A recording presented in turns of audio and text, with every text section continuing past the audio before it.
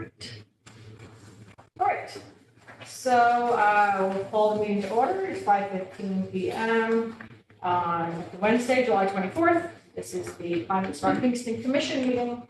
And with us today, we have Commissioners Kevin McAvoy, Roberto Rivera, Dan Smith, Jake Strauss, Karen Sullivan, Cal Truman. Excused today are Hyatt Huber. We also have non-voting members, myself representing Parks and Rec. We have a non-voting member, Anthony Fitzpatrick, and we have another municipal representative, the environmental specialist, Phil Shelby. And I'll have our guests introduce themselves for the record, if you would. Sure. Anashka Shevek, just concerned citizen and water lover, so waterfront lover. Very good. Hi, I'm Kayla Patel. I'm also resident in Steve Hudson. Great, thank you. I'm Wayne Grant, Department of Environment intern. Okay. Catherine Snipero, also Department of Environment intern. My project is actually on CSC. Okay, it's great. Do any of the guests have public comment for the record? Just here to listen. Public comment for the record? Let me make sure I'm on the secretary, Kevin, taking the minutes. I just want to make sure I get everybody's name spelled right, so I don't end up with unedited minutes.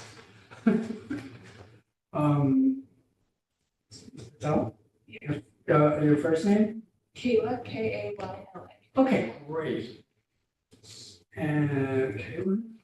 Cadence, CAI. Cadence. Okay, see, I got it botched already. Okay, and your last name? NIGRO. Oh, okay, great. And Wayne? Yep, WAYNE, Grant, GRANT. Oh, that's it. Okay, we're all good. Great, all right, thank you, everyone. And it looks like Melissa has joined us via remoteness. How are you? Can you hear us? That is a not sure. See ya. See you next time when you come back in again. Okay. Are there any modifications to the agenda? Oh, and I'm Julie Noble, by the way, the Sustainability Coordinator for the City of Kingston and the Chair of the Climate Smart Kingston Commission. Are there any modifications to the agenda? Extra agendas, are there? Yes. Thanks. I think I got this. Hearing none, we'll move on. Review and approval of the April and May meeting minutes. In June, we did not have quorum, so we hung out and chatted, but did not have an official meeting, so there was no official meeting minutes. But we do need to approve the April and May meeting minutes. I believe that we provided Kevin some modifications in the past. Yeah, I think I took care of most of these previously. They're mostly almost exclusively editorial. Are there any other changes, concerns, or issues, or modifications to the April or May meeting minutes? Not, we need a motion, let's do them separately, to accept the April 2024 Climate Smart meeting minutes. Cal? Is there a second? Second. Second by Jake. Any discussion? All in favor? Aye. Opposed or abstaining? Okay, carried. Make a motion to accept the May 2024. I need someone to make a motion to accept the May 2024 meeting, Climate Smart meeting minutes. I will mention that. Jake, can I get a second? Sure. Second by Roberto. Discussion? All in favor? Aye. Any opposed or abstaining?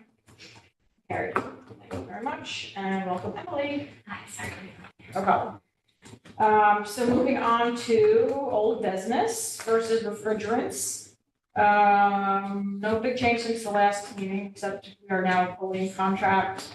I did say that I was going to convene a meeting of folks to start talking about it. Frankly, the last 2 months have been entirely grant writing for me, and it still will be for the next month and a half.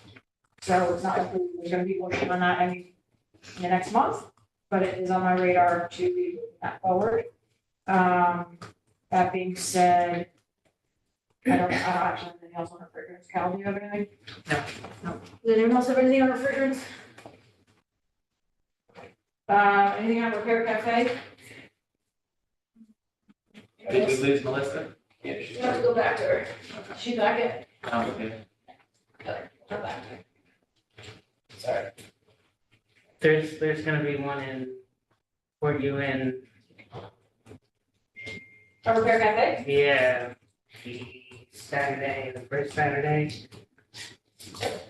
10 to 4.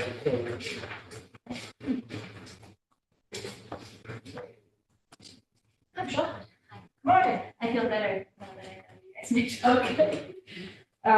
There's gonna be one in Fort Ewan on the first Saturday of August. You said, Yes. you know the location?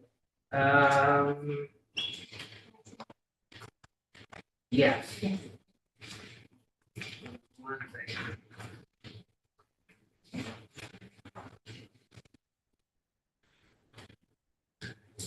Looks like Melissa. Hey, Melissa, can you hear us? Yes, I can hear you now. Great. We're just on Repair Cafe. Is there anything you want to report?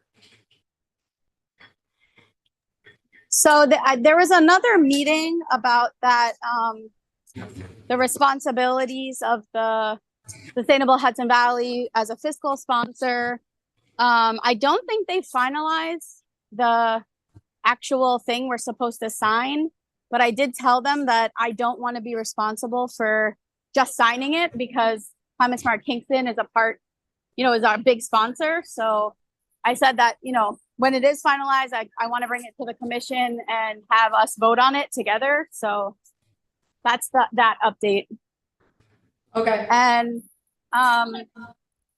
I think I'm trying to plan one for September, but the co-facilitator that was working with me for the past few months is not able to help anymore. So I'm back to doing it on my own. So if anybody from the commission is interested in helping plan the next one with me, I could really use help. The next Repair Cafe. The next Repair Cafe. I would be interested in helping you do that, Melissa. This is Jake Jake. Strauss. What? Jake Strauss to the rescue. Okay, great. Email me. Okay, I will. Great. And then Anthony was saying that there's one coming up in Fort Ewan. Yeah, it's the Assumption Church, 1585 Route 9W, West Park. The third. Oh, I know what that is. I feel like when you drive by there, they just have a sign that says thrift store or something like all the time. And I'm always like, I don't want to stop. I never stop. I never did that. Great. All right. Excellent. Thanks for that report. I just want to acknowledge Michelle Gluck from the Ulster County Department of the Environment as another guest. Outreach and education and youth engagement. You don't have anything. I know you probably don't have anything. I went on my first adult nature walk the other day. Oh, you did? Yeah, yesterday. That was really pleasant. So the Parks Department offers, and has for 20 years, a program called Adult Nature Walks. It's a free program that's typically offered monthly or bi-weekly throughout the warm months. It is, I don't know how it's done now, Phil can fill us in, but it used to be, we meet at the Forsyth Nature Center, we drive people in a van, and it's a casual, gentle walk for a mile or two, somewhere in the woods around here, and it used to end in snacks. And it was mostly tired folks that just want to be with others while walking in the woods. Yeah, that's essentially what we did. We walked from Kingston Point up to the new pavilion that's on the Hudson River in Sojourner State Park, which was nice. I guess another thing I would bring up is I'm planning to restart a bike program that used to be partially connected with the city of Kingston. It was called Slow Rides. So if anybody likes biking, hopefully we can get that going sometime in the next month or two and bike around town, see what the new bike infrastructure is like, see what's good, what's not so good, go visit some cool places, that kind of stuff. So. And you can find out more information through the Parks Department when it is ready. Yeah. And that will be free also, right? Yes, that will be free. Great. Generally, this time of year, the environmental ed in our city infrastructure is summer camp. So we run a 7-week, actually it's 4 separate summer camps over the course of 7 weeks called Junior Naturalist. So there's, in each of our city parks, there are standard summer camps, kind of the standard, kickball, pool, dodgeball, that kind of thing. But we also offer, based at the Forsyth Nature Center and then traveling every day, junior naturalist camp. So we have the kindergarten, first grade group, second, third, fourth, and fifth, and sixth, seventh, and eighth. And they get to kayak and swim and fish. Hey, Vicky. They kayak and swim and fish, and they do archery, and they learn about the animals in the nature center, and they hike, and they have a great time. So super fun. And it's for Kingston residents and non-residents, and Casey in our office manages that program. And we always have had an incredible turnout. We have 35 kids per session, times 4 different sessions. So as a whole, it actually is the highest populated camp of all the camps in the city. It is challenging running an outdoor summer camp when it's in the 90s. So we have a lot of compassion for Casey and her staff.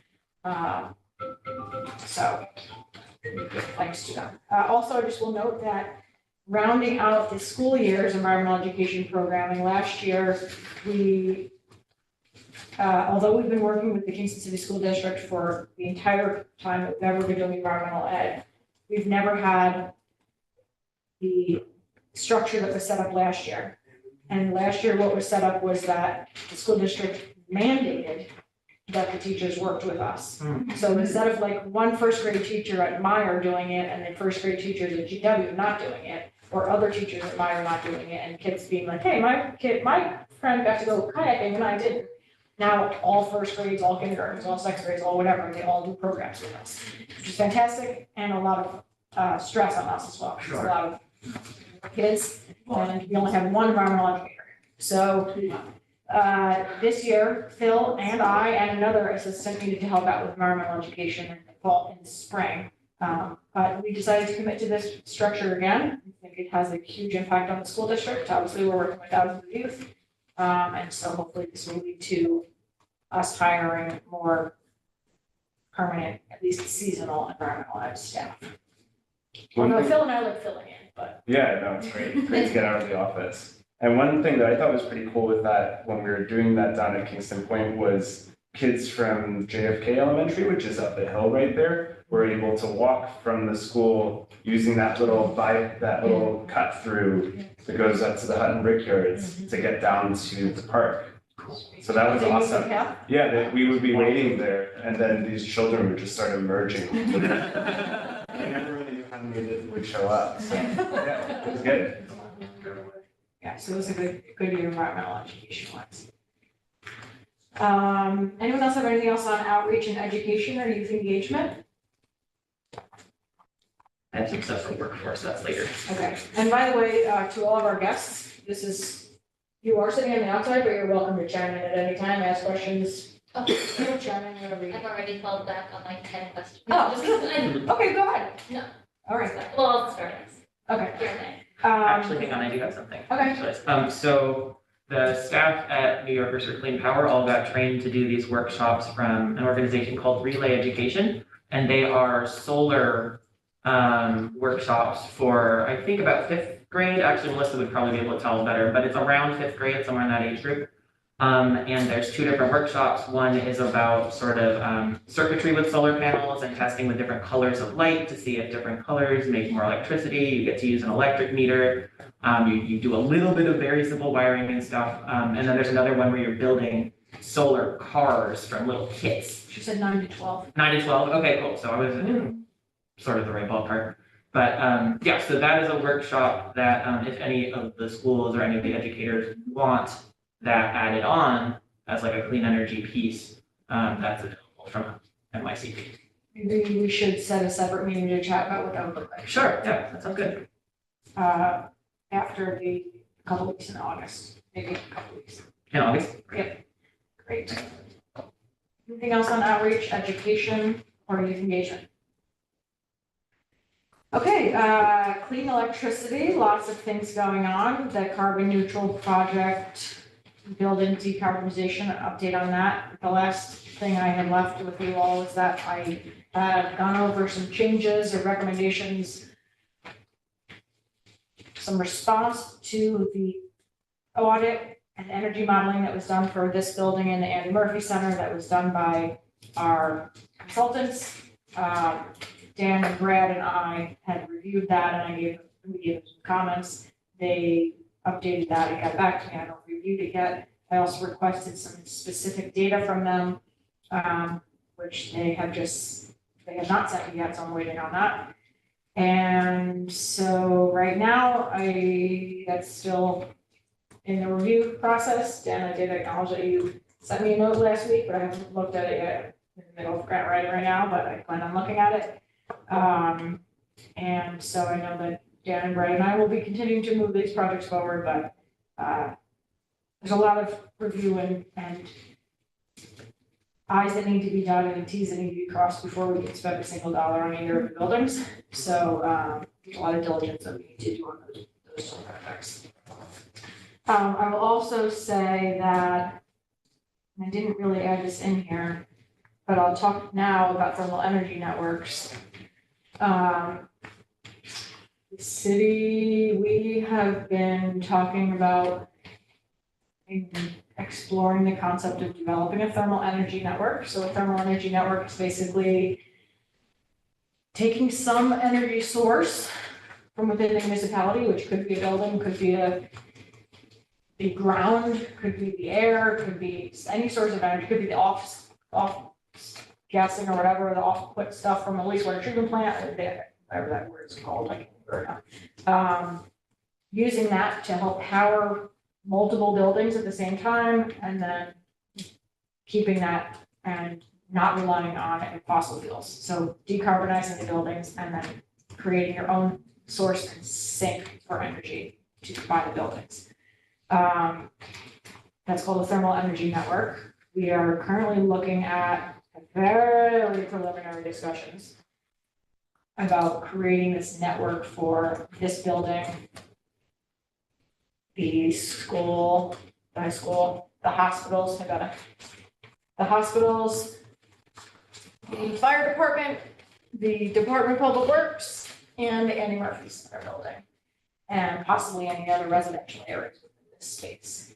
A thermal energy network would be ginormously expensive and complicated for us to do, but we are champions and we like to do cool stuff. So there's been a lot of discussion with folks on a state level. We had a great meeting with a number of folks who are doing this professionally and all over the state on how we should move forward. I'm going to be applying for a NYSERDA Flex Tech grant, which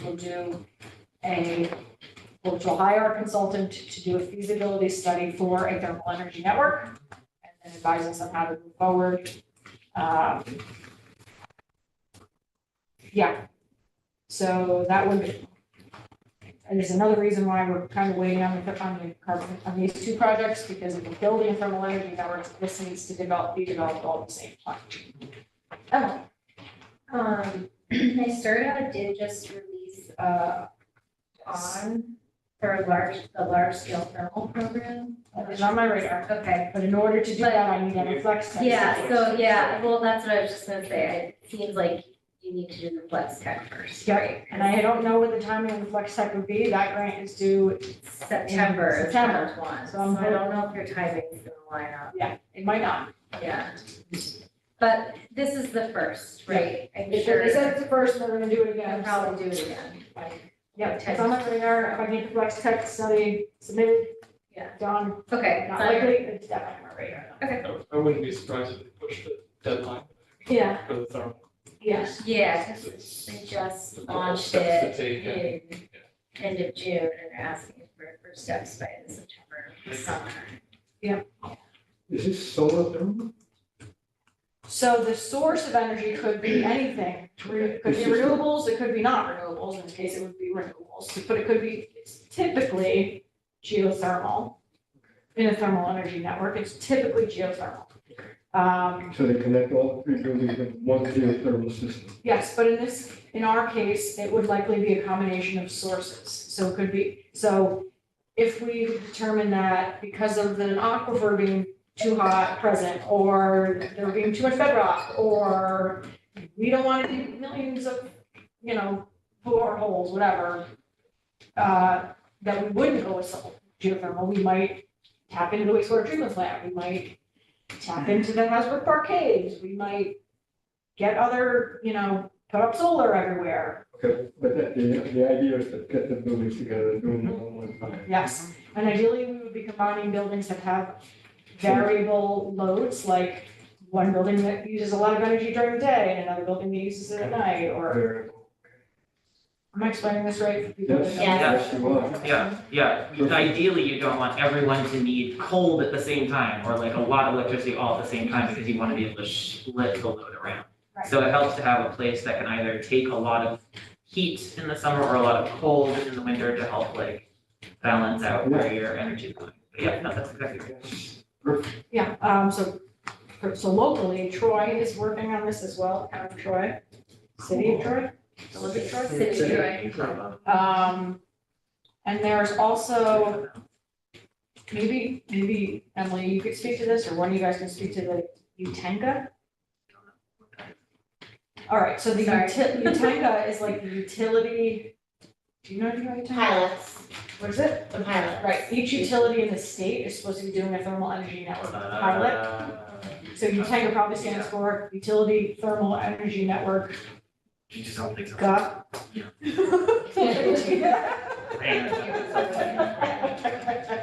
You're right. Generation. Generation. Something like, yeah. And I guess our utility has, and it was subpar. So anyway, look into Utenga, and that, one of the things we could do is if their pilot was failed, perhaps they could use us as a pilot and redo their pilot.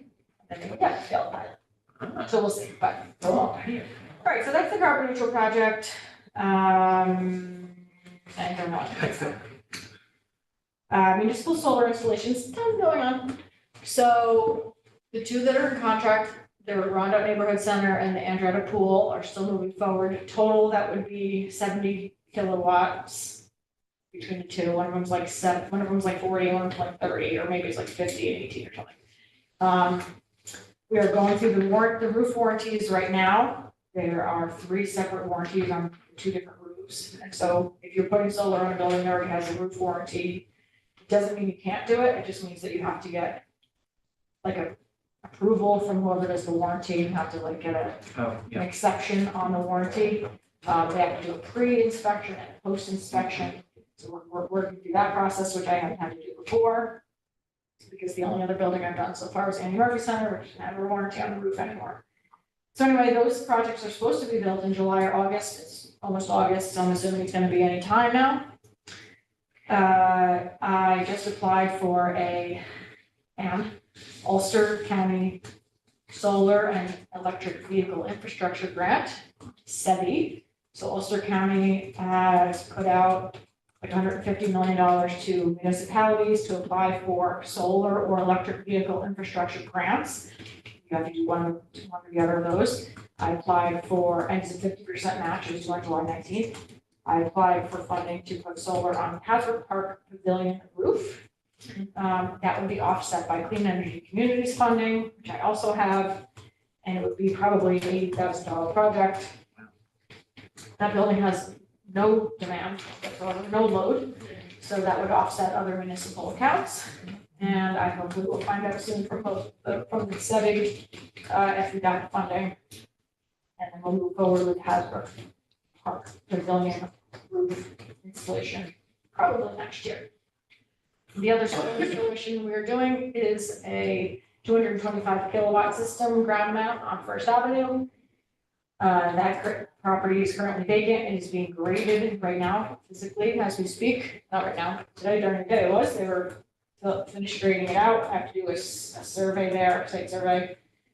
I am in contract with NYSERDA on that project, and so the next step will be, I need to do some lot line deletions. So right now it's two different parcels, and I can't just say like, hey, solar people, put some over here and some over here and don't connect them. I need to make it one parcel. And I need to go through some local permitting, and then I will do our first ground mount system, because I've never done a ground mount system. So we'll go out to bid for that probably in the fall, with installation next year. And that will be our largest solar system so far. That's what I got for solar installations. Did you mention two installations other than these in the beginning? What I missed? Andretta Pool and Round Neighborhood Center.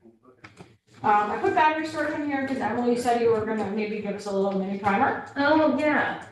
I did not remember that I said I would do that. Could I do it next meeting? Yes, you can. Sorry. Let me put it in my calendar, so I will do it. Okay, perfect. Sorry about that. That's okay. Anyone have anything you want to say about battery storage in the meantime?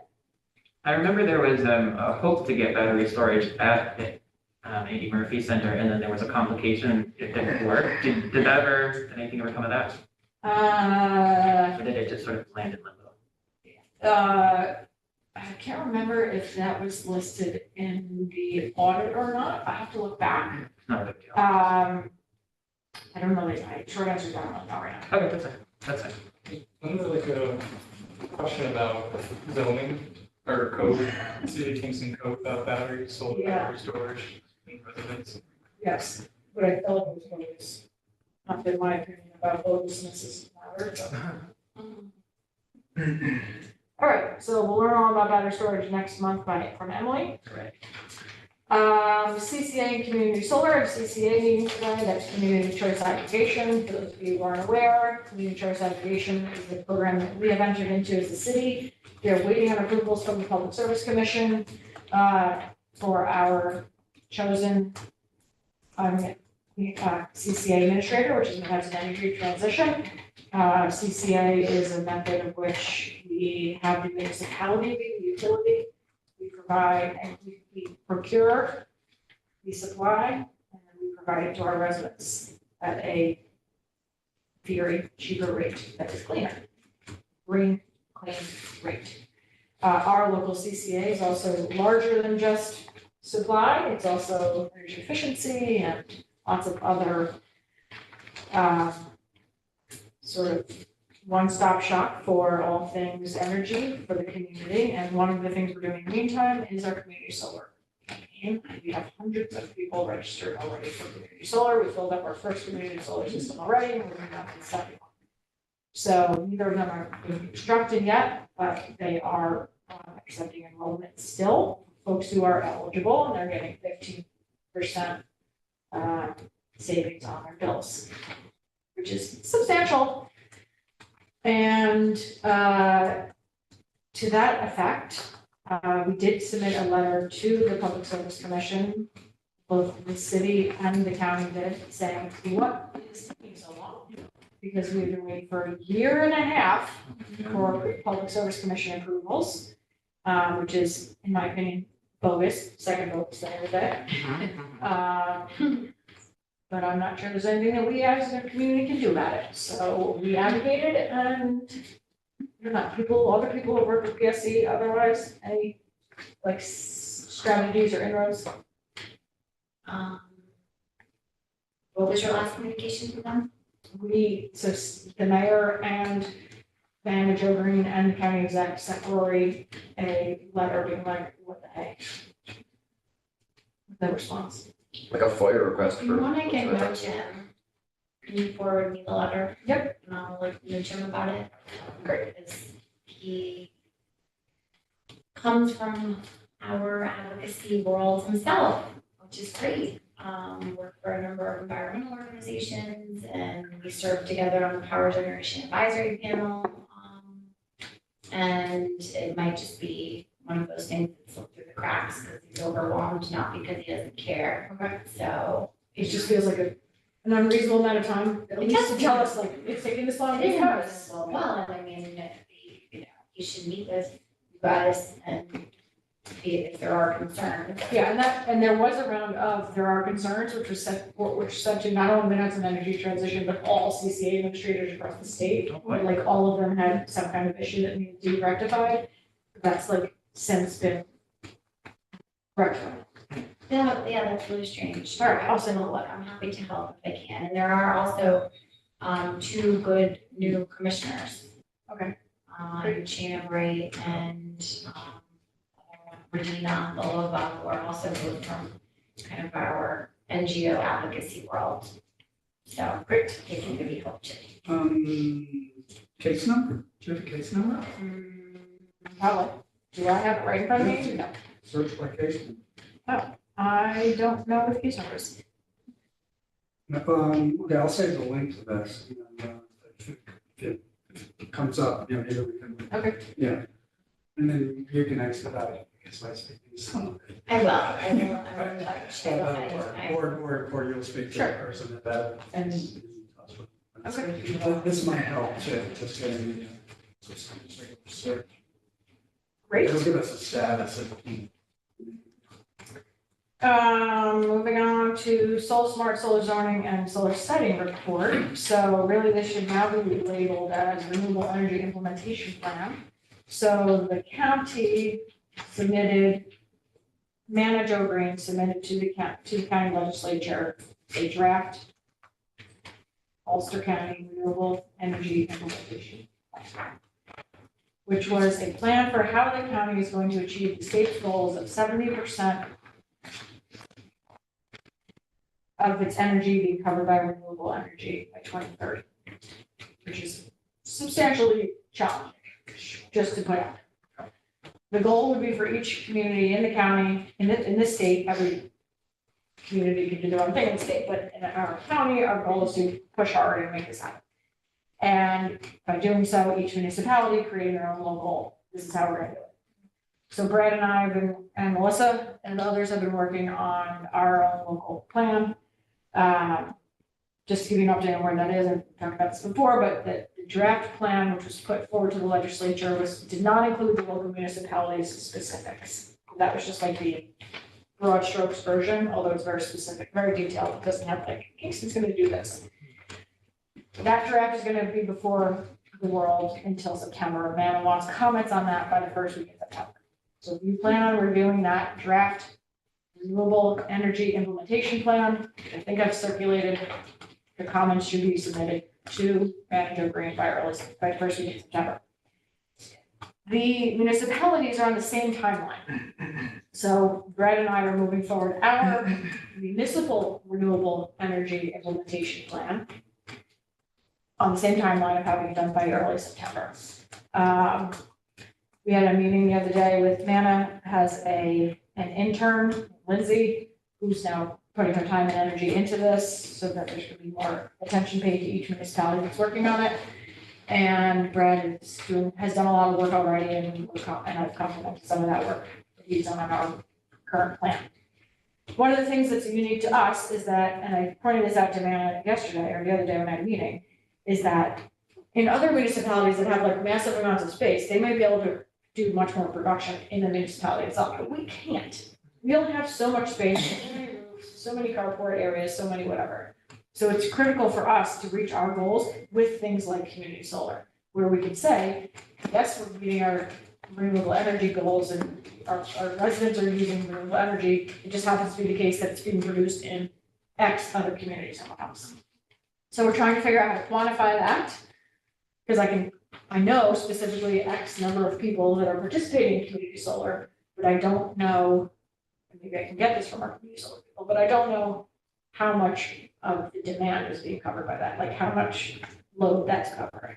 I could say like 475 people or whatever, that's not the number, but some number of people are enrolled. But it's gonna just have to be like a percentage of our community right now. So anyway, I will circulate that draft when it is prepared to this committee if you would like to review it. The draft, that's our own municipal renewable energy implementation plan. If you want to review the county one, which will then incorporate ours, that is available for viewing until September 7th. All right. clean hydrogen. Well, first I apologize for not having the new car here because I came up from the city. And I just came up for this meeting, so just to get here. So next meeting, I promise, and that's a real promise. Kevin and I are working on outreaching to Toyota Motor Company to see the possibility of in the future, if this hydrogen project gets underway, and leasing a fuel cell automobile. And we're also reaching out to Proton Energy to see if we can rearrange a trip to see their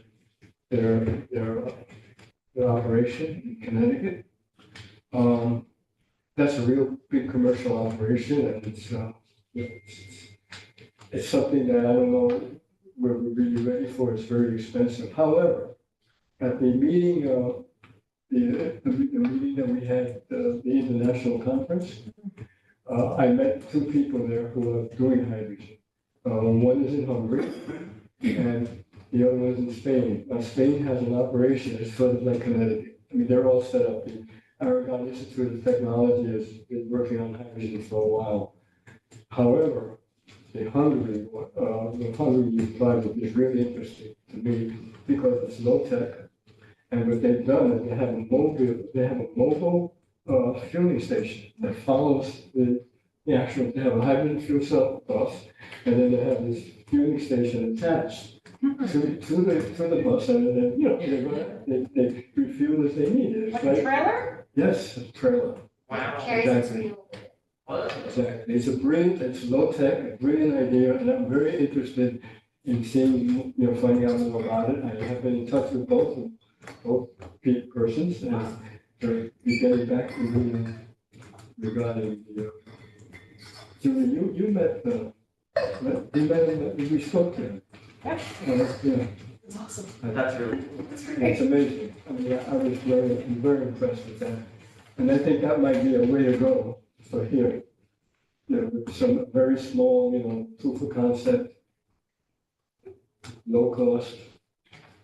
That'd be great to see how that goes. My job is now to find out and get all the details. Cool. And if they need us to travel to their communities to see it. You can send me to Hungary. Submit all these ways. Department of State, the people that came, for those of you who met everyone, right after they left, there was like major hurricanes that went through Jamaica, and one of the guys that was here was the mayor of Montego Bay, Jamaica, and our mayor reached out to them and was like, are you alive still? They are alive still, and Montego Bay made it through just okay. Wow. But yeah, we have actually maintained quite a bit of communication with the folks that came, so I'm glad to hear that you marked it. That's true. Great, anything else on clean hydrogen? All right, so Wait, actually, Yeah. my news feed says that 3M apparently is going into green hydrogen. doing what? Producing it? They're investing. They have a producer that they're partnering. I mean, it's a long story. I don't know if you 3M. wanna- So it's a financial thing. Yeah, sticky notes in the PFAS, they had enough trouble with the PFAS, right? By the time they got out of that. So, they got going into green hydrogen. There's a lot of investment going into green hydrogen. That's increasing.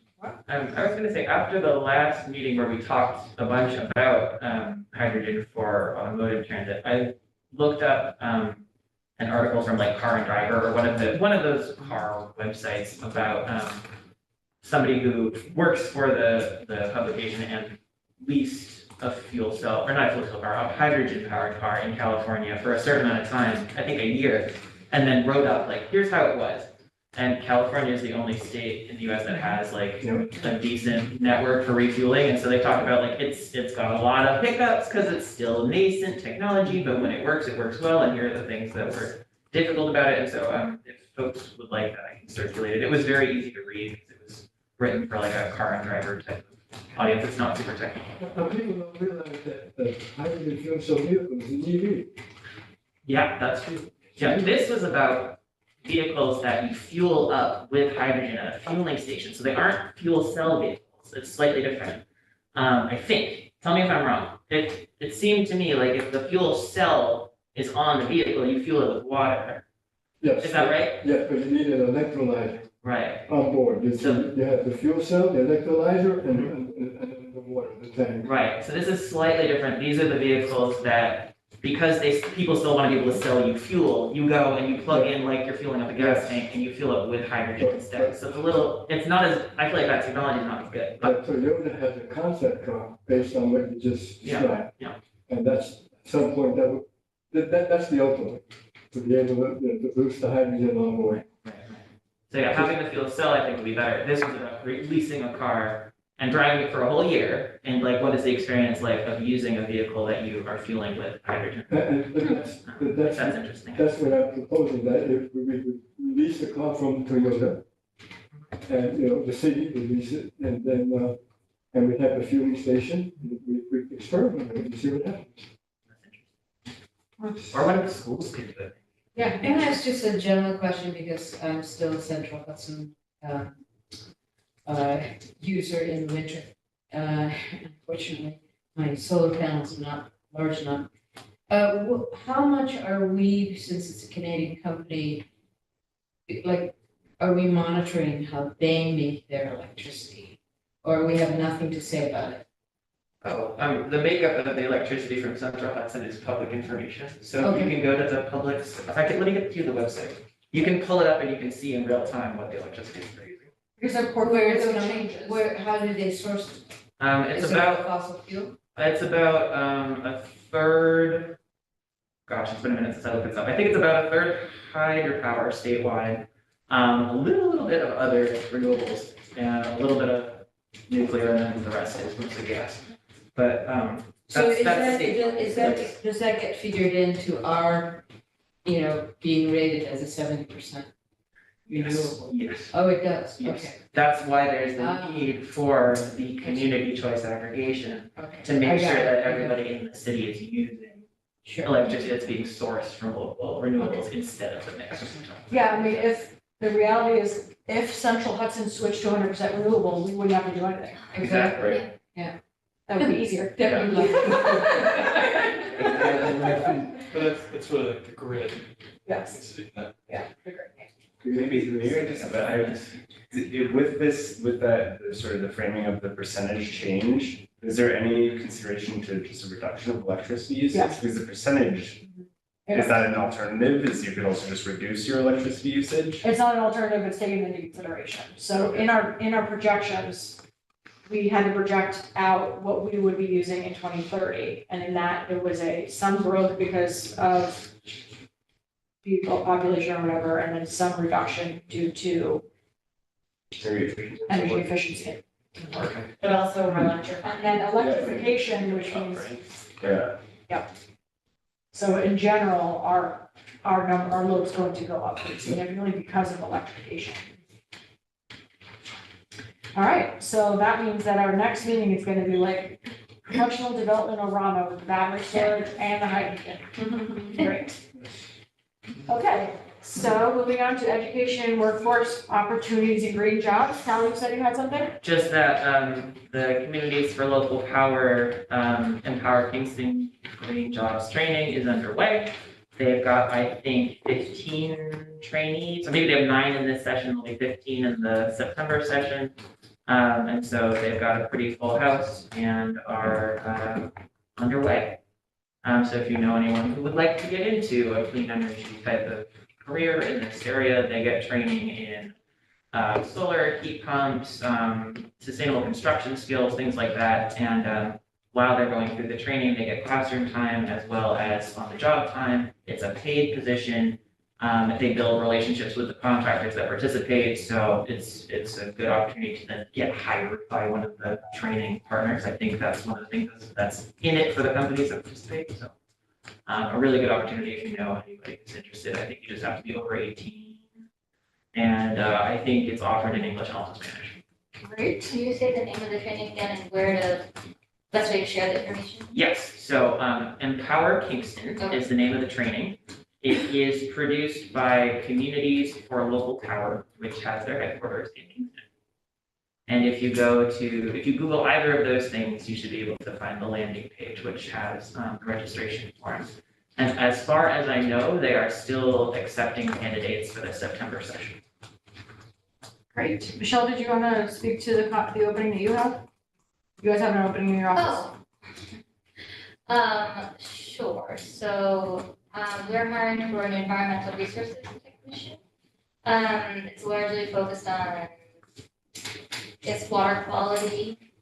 It's more stormwater, water quality work, and, you know, definitely, skill set needed would be, you know, at least entry level GIS. But obviously, it has a couple of broader elements to it as well. But yeah, that's posted on the county website. Thank you, Julie. Great idea. We have a lot of work and are looking forward to filling this position and capacity needs. So Great. Thank you. thank you. Also, I think I circulated around, but Midhudson Energy Transition is hiring folks.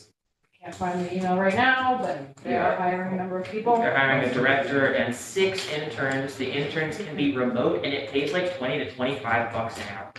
So if you know anybody who wants an internship, it's a very well paying internship. Yes, and most of their interns have gone on to get full-time jobs in Yes. the energy field. Yeah, I've More than shared that just with a- a couple of interns. They're really good internships. Great. They might be nicer. They might be through the. Yeah. Yes, they are nicer. Yeah. Anything else on green jobs? Okay, so stable mobility and land use, fleet transition?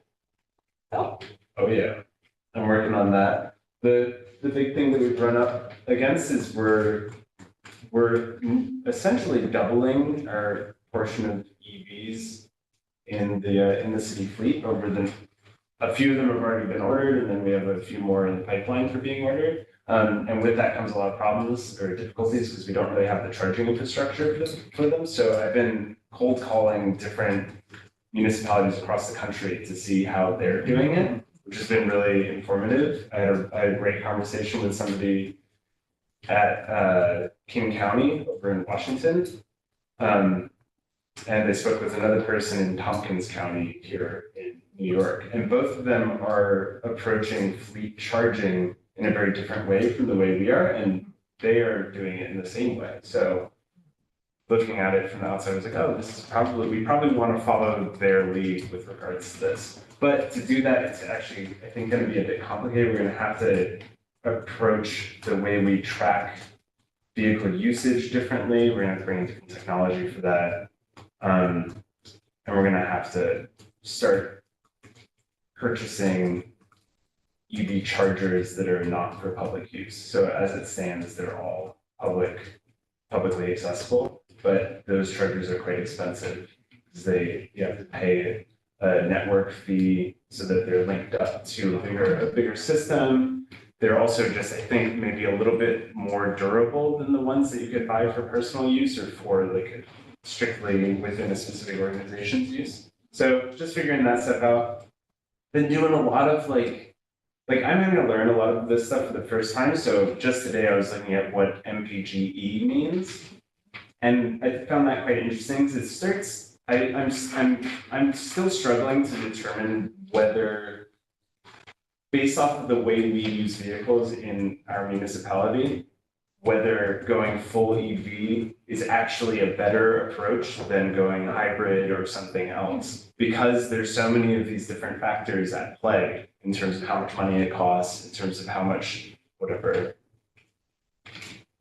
greenhouse gases are released in the production of the vehicle, how much we use the vehicle, these kinds of things. So just doing a bit of research on that. and what complicates is that we have people who have take-home vehicles. Yeah, okay, so So that's that's, one yeah, of the nuances is like, do we provide them a charger at their house? yeah. And then you pay for their electric bill. Yeah, so, well, with these cities, or sorry, actually, counties that have more established EV fleets, they install in them little geo trackers essentially. They keep track of how many miles that vehicle is driving, and they can also track the kilowatt hours that are pumped into them. So they can track how much charging is happening, and then they reimburse the folks who are charging it for the energy that they use to charge their vehicle. And some interesting things, like King County, they're using level 1 chargers for their fleet, which is sort of mind-boggling, but also when you look at how much and King County is way bigger than Seattle, but like many of these vehicles are not being driven very far. So there are all these little things where it's like just trying to figure out exactly setting up like a plan for how we move into the future with converting all of our vehicles over to EV. So that we don't have to be running into sort of the problem we're in right now, where it's like we've got all of these vehicles that are coming into our fleet, but we don't have any way to charge them. Michelle, do you want to speak to what you No, guys I got a did? question, but you can't see me. Yeah. Oh, sorry. Yeah, obviously counties dealing with some overlap of what you are, but different scale. Yeah. But, question is, have you looked into like, their ability for some departments to share vehicles if you really logistically thought out schedules and like, that sort of thing, and then, I was curious if you talked to Tompkins too. Yeah, so actually that was another thing that was sort of interesting that came up, that it didn't get to the point of sharing vehicles, but that makes perfect sense. We're having a pool vehicle, yeah. Yeah, it's like the right sizing of the fleet. We know like a part-time inspector or something goes out on Tuesdays and Thursdays, but then another department does delivery, like Yeah. big deliveries. I don't know, we do that sometimes. No, that's really good to think Monday and about. Wednesday. Do you have take-home vehicle EVs? I mean, I can't really, the better person to answer that is the fleet manager, but we do have issue, like similar issue where there's take home.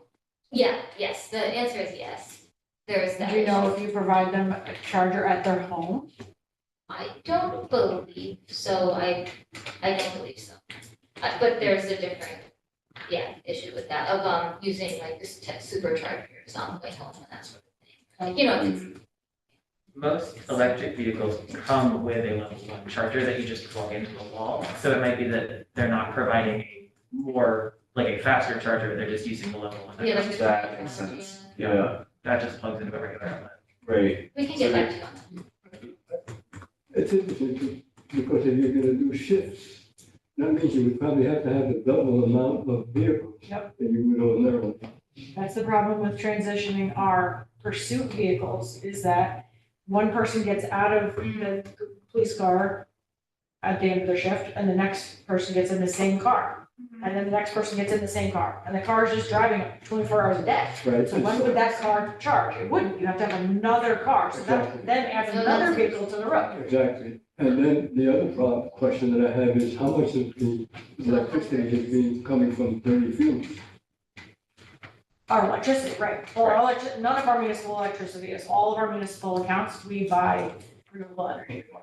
Yeah, the other piece of that is in New York State, our grid has a lot of fossil fuels on it still, but it is still cleaner to drive an electric vehicle in New York State than a gas vehicle. Yeah, agree. Even with life cycle emissions and everything, there's a bunch of research showing that, if you take everything into account from the factory to the end of life of the car, you're still saving some amount of emissions. For fully electric over hybrid, Over Fully gas. electric over gas. Right, and that's normally for the mileage that an average American drives, but the fleet vehicles don't drive. Like the average is around 5,000 miles a year, whereas I think an average American driver is like 10,000 to 12,000. So you're much longer. So it's- Yeah, so it takes a lot longer, so it's like, okay, That's really interesting now, yeah, because like how long are you gonna keep that vehicle also? right. And may I raise an issue? What about the idea of swappable batteries? Because just swap a new battery in for these kinds of vehicles that, I know that that technology is, Supposedly, yeah, that's not really developed yet. It's not. it is not developed Yeah. well enough They yet. don't sell vehicles that you can do it with, it's technologically feasible, but it's not something that people have been exploring really. Okay, but yeah, in terms of the cycling, Should be. that's Yeah, another it is interesting They do it thing with with the cycling. Right, is that- exactly, right, Becky, yeah. Another interesting thing with the cycling has been these places where they have a larger EV fleet, they are hitting the point where they're recognizing that it costs too much money to buy a charger for every single vehicle. So they're starting to establish a program where one car gets the charge 2 or 3 days a week, and another car swaps in and charges it on off days. All of these things are like, it's really, I think, fundamentally changing the culture of how fleet vehicles work. So it's gonna take a bit of like, there's gonna take a bit of coordination. And the fact that we're starting with KPD I know, is a totally different culture also, I mean, just not to make a generalization, but. Right, we're starting with this was instigated by the most confusing. Yeah. Hardest use of cars. Well, I mean, the attractive thing about hydrogen is that we wouldn't have this problem. That's true. For something like a pursuit vehicle, that's exactly the reason. Like for a police fleet, right? Yeah, that's exactly the sort of situation where you want that. Station, police station coming.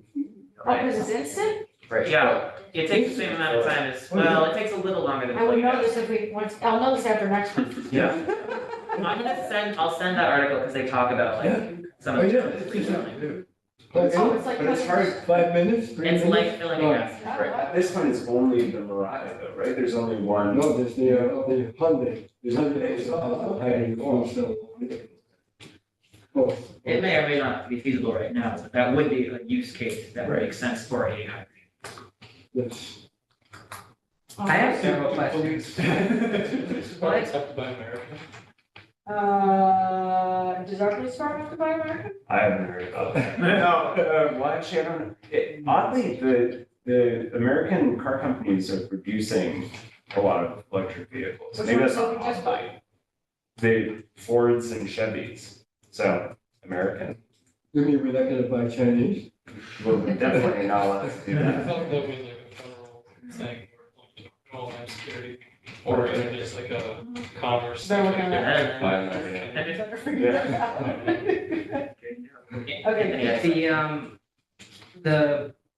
The city's looking to get more electric cars, that's for their employees, right? Yes, And like to work, for the city, you need a driver's license, right? not all positions, but the ones that are driving.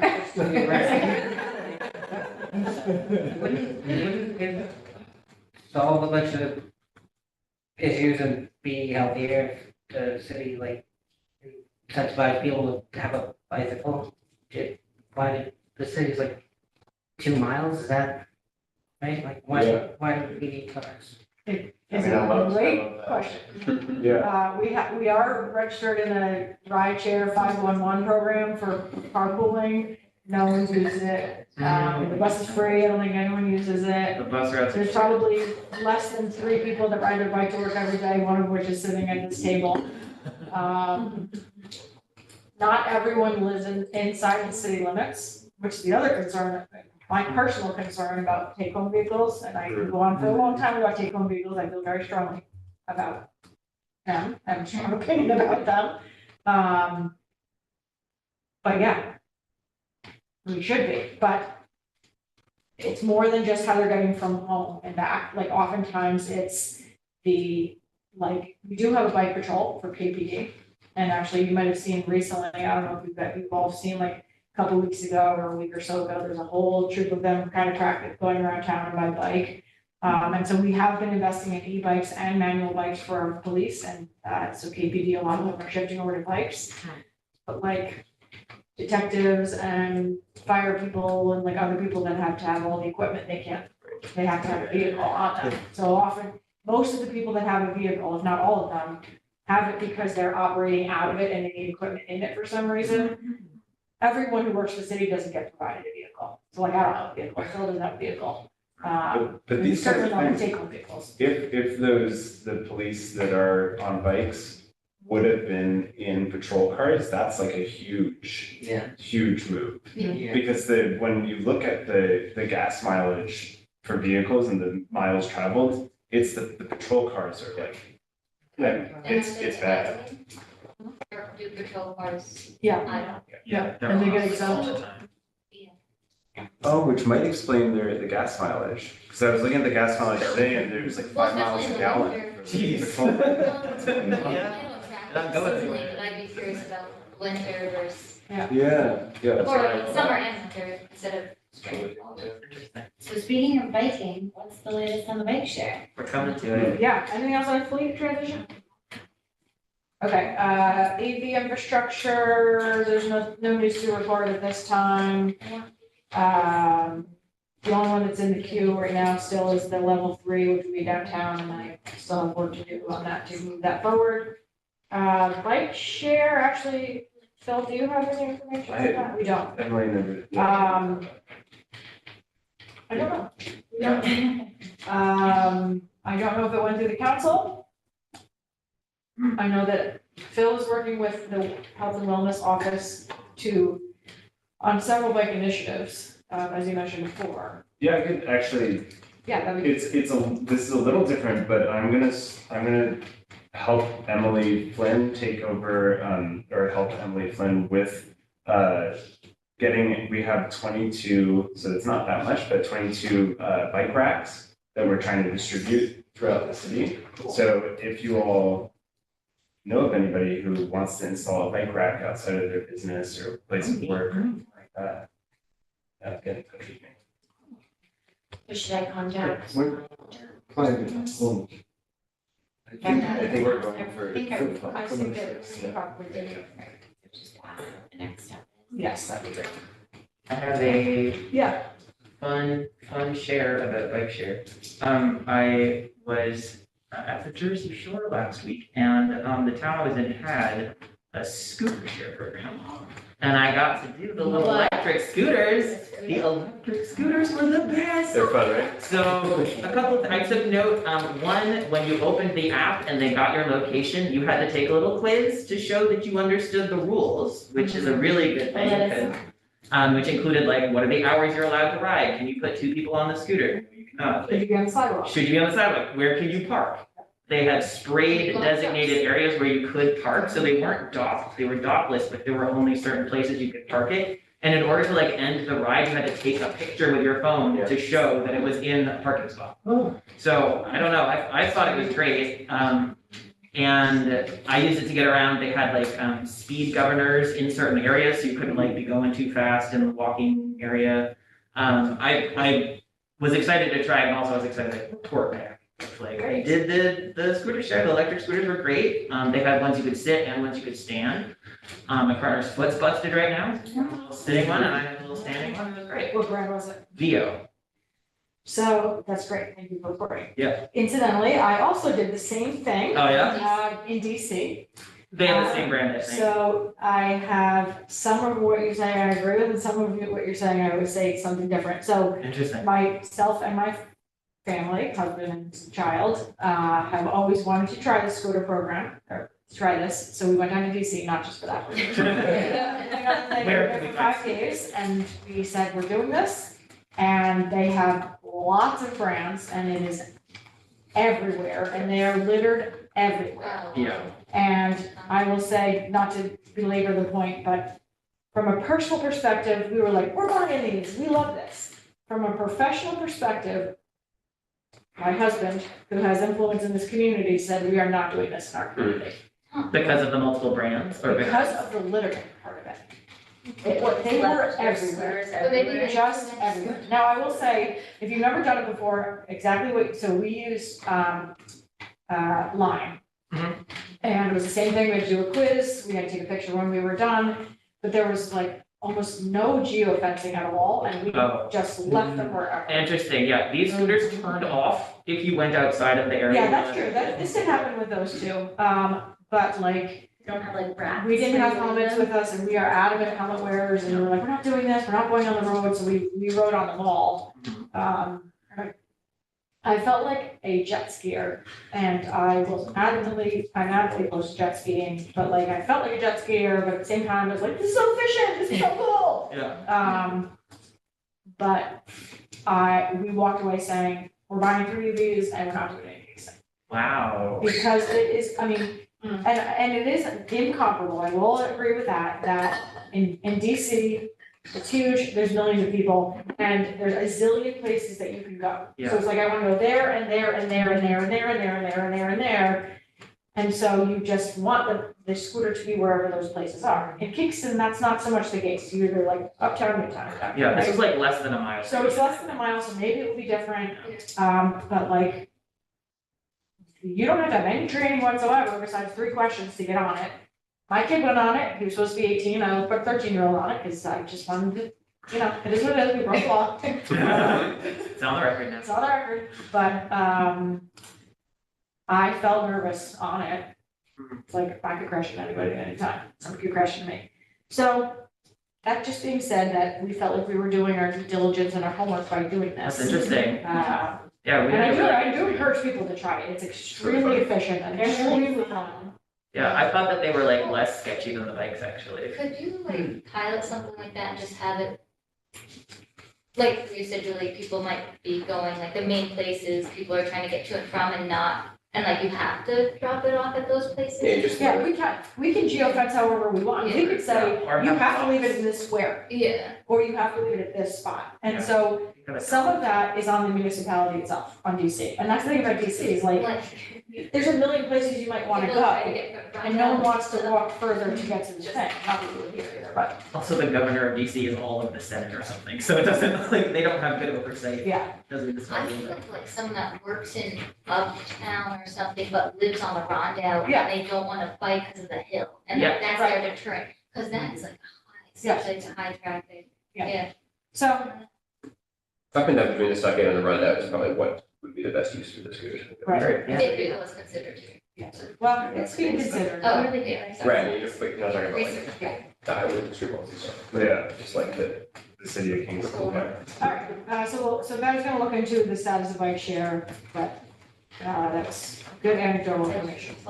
Community preservation plan has been, I have great news and complicated news. We did type all 3 local laws. So, that was adopted unanimously by the common council. The action after that was to submit the language for community preservation plan adoption to the Board of Elections for which would go to referendum. This would be to vote on a real estate transfer tax would go into effect. And anyone buying a home or parcel of $350,000 or less would not have to pay $350,000 more. You would pay 1.25% real estate transfer tax on top of that, which would go into a community preservation fund to fund community preservation, open space preservation. I thought it was cut and dry, like you take the local law and you hand it to the Board of Elections and we sit down, so put it on the referendum. That's not the case. So our clerk's office, our legal office, our mayor's office, my office, and many others have been back and forth with the real estate or with the Board of Elections because the Board of Elections referendum language law, there's a change in November of last year. So this is the first time the referendum language is different. There needs to be a certain number of words in each section of the referendum, and certain things you need to include, and it all needs to go before the public. So we are negotiating all of that with the Board of Elections, which all needs to be finalized by August 5th, just like very soon. So, I'll know by August 5th if this is a go or not. In the meantime, the Land Trust has been moving forward with their setting up their campaign work and their advocacy, which is great. I will also note that there were several other communities around the state that are eligible to do this that were moving forward this year. And out of the 3 of us that were moving forward, 2 of their communities did not pass it. So Rochester, the town of Rochester, not moving it forward. And the town of Bedford, of which the median household sale is 1.5 million, they're not moving it forward either. So So their councils said no. Oh, their council. Their councils Oh, said it no. It didn't. never even got to referendum. Those houses aren't even gonna be on dry land for much longer in fact, right? Like, be serious. Yep. So they're both, we actually had a call yesterday. They're both very upset. And they're hoping that it just gets kicked down the road a little bit, but for That's now. awesome. To disincentivize Does Michael know this? Does Michael know that I'm having issues with Board of Elections? But, are there municipalities in Ulster County that have a community preservation plan? Yes, so Gardner, Marbletown, New Paltz, also locally Red Hook, Warwick. There are only certain municipalities, and only certain counties in the state that actually can do it. Ours is one of them. So, yeah, we're working through it and our administration is committed to making sure that it happens. It's just been a little bit of a step. Open space plan, I have an intern who's been working on organics and open space plan stuff. And one of the things that we hadn't been doing was tracking where we are towards our open space plan goals. And so I have our intern working on setting up that kind of tracking, and I'll have more information as that comes together, just to understand where we are towards all the goals that we established in our open space plan, where we are, what we need to do to meet those goals by 2030. Kingston Organics, I don't know if I included you all in the outreach, but we got the grant. We are moving forward with Kingston Organics Phase 2. I don't have the specifics yet on what that's going to look like, but we have now passed 1 year of Kingston Organics collection with the drop-offs. We have 1,035 participants representing 473 families, which is now 5% of our community. And we are now at 33.65 tons diverted. The state did make an announcement yesterday of all the communities that got the funding. We are one of them. And so it's going to take a while because we have now been given the directive that if we are buying a new if we're buying a new garbage packer, it's going to be electric. So Those are crazy. They're huge. Such a big battery. So we'll see what that looks like. Another good use case for having generators. Because they're enormous. Yeah. So, for now, if you're doing Kingston Organics, keep going in the drop-off site. Will you keep those drop-off sites? Don't know yet. How often will you collect? Don't know yet. I said just like, one time a week is not enough. At this point, I'm not committing to any policy process, anything, because it's all in flux. Including, will it even be, the whole community be eligible? Will it be residential or commercial? There's still a lot of things I need to figure out. It took me a year to put together the drop-off, it's gonna take me a year to put together the next list. Has there been an odor problem with these drop-offs? Not that's been reported to me. Maggots. There are maggots. Yeah. There's maggots. And there were maggots last year, but no one has reported an odor, no animals have gotten into any of them. I've never gotten a load rejected in an entire year, we're at 54 now, 54 times. Yep, and the numbers keep rising. I would point to, with the animals thing, Toronto has a really good story with their compost. Because they've had municipal compost for years. Oh, yeah. And they invested millions of dollars to raccoon-proof their compost bins. Oh. That they were big fanfare, the raccoons immediately broke into new things, so. There's a quote that's like, there is kind of a gray area between the smartest bear and like the not smartest human. Yeah, yeah, Where it's yeah, like, yeah. the human has to be able to access it, but that a smart animal can't. Right. Yeah, it's interesting, I sent out a note today to all the Kingston Organics participants, and I've got floods of people reaching back out. Whenever people reach back out, they always do a nudge like, oh, and while I have your attention, can you also do this, Julie? Which is fine. But I've had people ask me to stop using the locks, and I'm not going to stop using the locks. There's a reason why I'm using the locks. It's because people can't just walk by and throw stuff in and out. Right. Either way, great news on the organics front, but more details to come. Food systems policy, the draft is going to be available for our internal team to review in early August. So I'm going to be reviewing the draft food systems policy for the city with the Health and Wellness Office. We hope to expect to get a draft out to the community sometime thereafter. After timber project, Karen came and participated with me and lots of others. There was a good turnout at the library for the first event. Interestingly, 60 people registered and only like 45 people attended, but still, that was a lot of people in my opinion. Yeah. The meeting was a little bit long, but people got their tickets and we co-hosted that one, and the next one is going to be this coming Monday. And you're going to be coming, and you're going to be coming. Great. Yeah, I signed up to come early to help unload. I might probably have to leave early. So. Okay, no problem. So I'll be there at 4:30, as long as you get there before 5:30, that's helpful. Yeah. They'll be here. If you haven't Is it just registered, in you want that free tipping, come and just register, you'll get free tipping, come to the meeting. Is it just in the meeting room in there? Yep. Okay. I registered, should I come early to, I can help out? Sure. Yeah. Did you I bring stuff for me? Did you bring stuff for me to display? should have, that would be a smart thing to do tonight. But, no, we had asked Abra if we could table, like, are you going to have a table there? Or no? Yeah, I forgot about it when we went to the library, and then they had a big table that had like all the displays and stuff, and Angelina said, where's all the Quick Smart stuff? And I said, Okay. "Oh, I can go." But she was hesitant to have the county table there as well, so I don't know if that's. We are definitely going to have You'll a have table with some stuff on it, because we're the co-host, and Okay. I can put your stuff on. Okay, that'd be It's not a big awesome. deal. Should we see if the intern is available to be there to answer questions Sure. about the climate action? That would be super. Okay. Yes. And- In other words, you will table. Is That's fine. that okay? Yeah. It's just a great opportunity. Yeah, it's great. Okay, all right, thank you. Perfect. Yeah. Karen, I don't know if you have anything you want to report about the Tiffin project?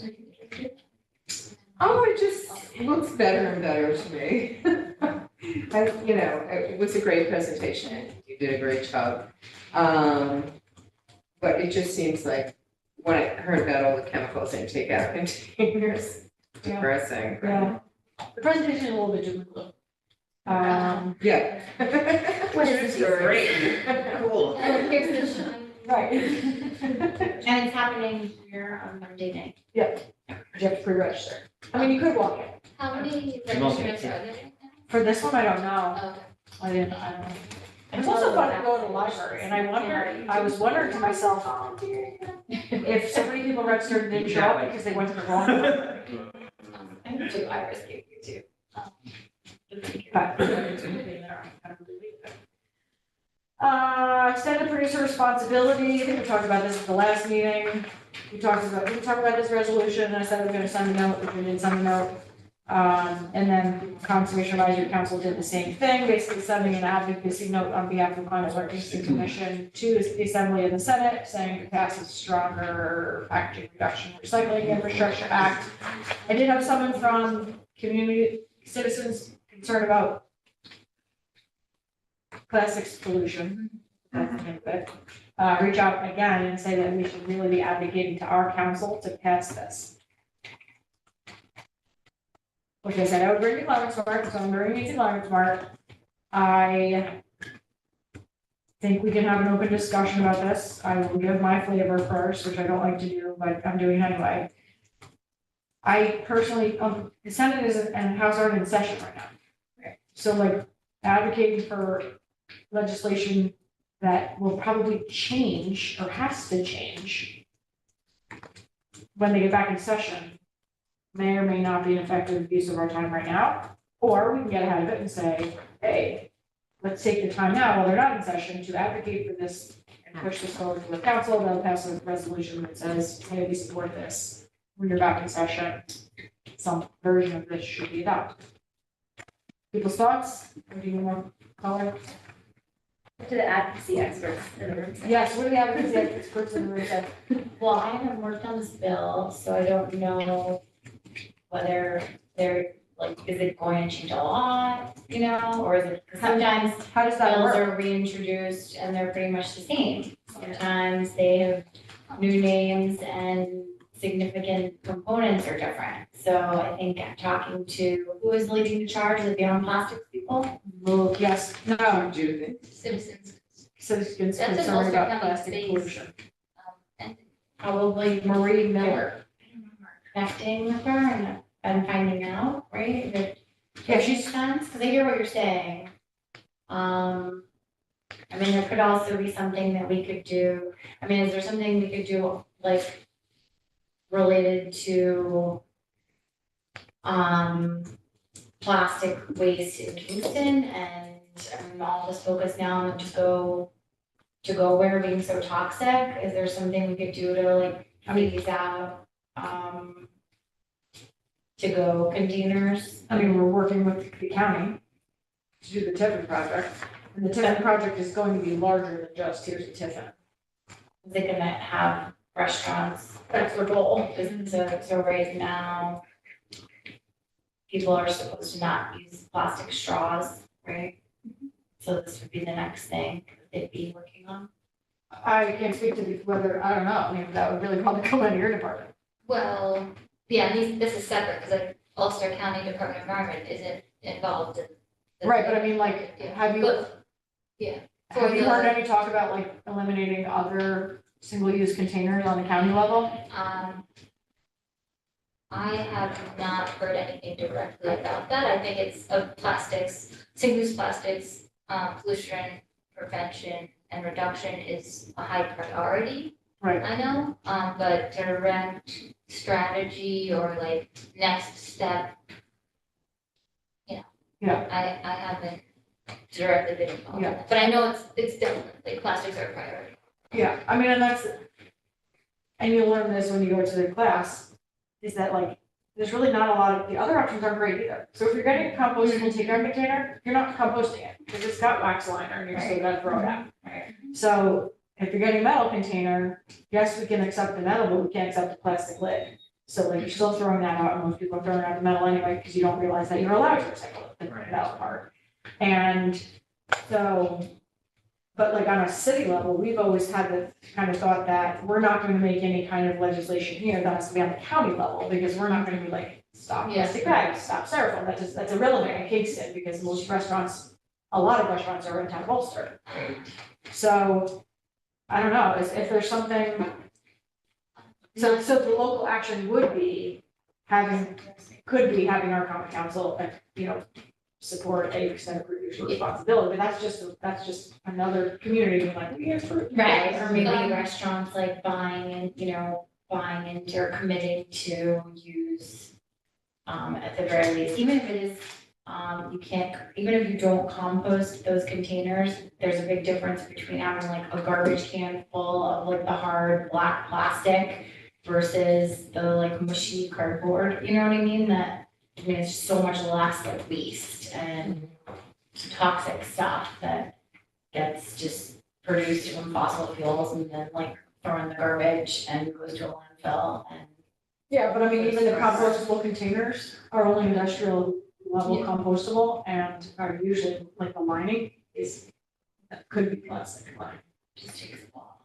But anyway, to answer your question, I think it's a bigger conversation, but to answer your question about the letter, I agree. I think we should probably wait till the next session until it's reintroduced and then, focus on that. I'm involved in NISAR 3, New York State Reduce, Reuse, Recycle. If you're on, I could see if there's a legislative committee rep that relates to like a sub. Yeah, that'd be great. We'll probably have to have them repass. Yeah. Any other thoughts on that one, or is everyone okay with that plan? Okay, great. Just for clarification, we're talking about whether or not we should write a letter, right? Yes. Well, no, this was whether or not we should advocate to the common council to pass a resolution that says we want to support the assembly and the senate in passing this law. Laws. But what happens at the beginning of every session is the bills have to be reintroduced, and they do sponsors, sometimes they do names, sometimes they do different substance. So probably we're gonna have, and that doesn't happen until like the next session starts, which is in January. So it's just a matter of, do you wanna kind of like spend time and energy now pressuring council members and nudging them and getting them to pass something that we're gonna have to do again in 6 months and like we very limited capacity. So may happen. I don't know, it's just like my 2 cents. Other thoughts or comments on this? Okay. Resiliency initiative, so Kingston Point Park improvements, I'm still waiting on some design from the engineering firm. I did apply to a new grant opportunity that the state put out called New York Swims. This is a governor's priority for this year to get more people swimming on the state level. And communities that have or want pools are able to apply. I applied for 2 grants, one for the pool, because we have a couple things that we need to fix there. And I applied for the $5 million grant at the beach, which is technically a cool. For terracing the beach, this is the climate adaptive design project, terracing the beach and redoing the whole thing to protect our beach in perpetuity. I think it's a long shot, but the idea is to win, so apply for the New York Swims grant. Is the water in the Hudson consistently safe? Because I hear that after rain, it kind of. Depends on where you are. So, the water quality in the Rondo varies from the water quality in Hudson. Obviously, there's a volume thing, but depending on how close you are to an outfall and how much storm water. Right. There's been, we definitely do have reports of poor water quality at the beach after heavy rains. We do kind of recommend that people don't go swimming a couple days after it rains at the beach. But generally, the solution to pollution is dilution. But you have to be mindful of where you are, especially Kingston Point Beach, it's not in the channel and it's in like a cove that where the water would just sit. You can check Scenic Hudson, sorry, not Scenic Hudson, Riverkeeper. Oh, yeah. You've looked, yeah. I know. Yeah, so they collect water quality data at. They're not always there, so. No, they do it like once a month. And actually Phil's been working with Riverkeeper on just this issue. Yeah, so I'm trying to get, my hope is to get it so that they test more frequently. There's Ulster County tests there as well with much less frequency. But I'm hoping to somehow get it so that all of the information ends up in the same place so that people can go look and see what the water quality is like. And then my understanding is that one of the reasons they don't test more frequently there is because there isn't somebody to go collect the sample all the time. So if it is, I was gonna say. yeah, exactly. It's as simple as that. I feel like we could figure something out. But I did that for the nature conservancy pretty much. yeah. We watch the sunrise every morning. Oh, perfect. Nice. Yeah. Take a little scoop. Yeah, exactly. Take a little scoop, bring it up to. It's so easy. Yeah, so Who do I give it to? well, that's Riverkeeper. Hopefully by next meeting I'll have more information about I'll that. be So I'll here. explain to you. Yeah. There's no update currently on the raise project, that's still in contract development. I do have an update on the flooding response. I don't know if I mentioned this at the last meeting, but we have been trying to figure out for years how we could reinstate the Roundup Creek stream gauge, and I have secured funding to do that. So we will be, by October, installing the Roundup Creek stream gauge again at the Maritime Museum. It was in play for 5 years, funded by the DEC a number of years ago, and it's going to be back in place by October. And we have committed to a 5-year funding plan for that location. It's a USGS site, so this will be live data on the stage, which is the height of the water and the Roundup Creek. Not about the velocity, not about anything else, just the stage, just how high is the water. Which you think we could figure out on our own, but it's not as simple as that. And this is, you'll be able to sign up to get live alerts if it goes over a certain height. You'll be able to check the information live, all these different things. It's going to be an extremely helpful tool for us and the city. So I'm still negotiating the agreement on that one, but we are very excited that that is moving forward. Can I ask a question since we deal with it daily? Why is that area right in front of the sewage plant sometimes after heavy rain not flooded, and then sometimes after heavy rain it's really, really bad and it shuts down the street? So what is that?